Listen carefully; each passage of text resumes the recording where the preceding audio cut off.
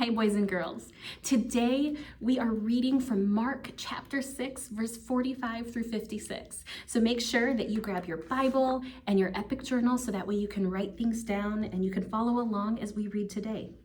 Go ahead and hit pause now so you can open up your Bible to Mark chapter 6, verse 45 through 56. All right, let's go. Jesus walks on water. Immediately, Jesus made his disciples get into the boat and go on ahead of him to Bethsaida while he dismissed the crowd. After leaving them, he went up on a mountainside to pray.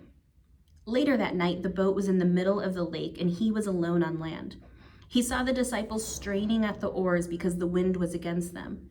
Shortly before dawn, he went out to them, walking on the lake. He was about to pass by them, but when they saw him walking on the lake, they thought he was a ghost. They cried out because they all saw him and were terrified. You know, boys and girls, as I was reading through that, I noticed something that I hadn't before. So I'm going to go ahead and open up my journal and write that down. And remember that you can open up your journal and write down any questions or observations that you make as we're reading along today as well. All right, let's keep going. Immediately he spoke to them and said, "Take courage, it is I, don't be afraid." Then he climbed into the boat with them and the wind died down.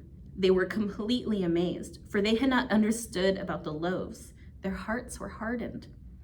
When they had crossed over, they landed at Gennesaret and anchored there. As soon as they got out of the boat, people recognized Jesus. They ran throughout that whole region and carried the sick on mats to wherever they heard he was.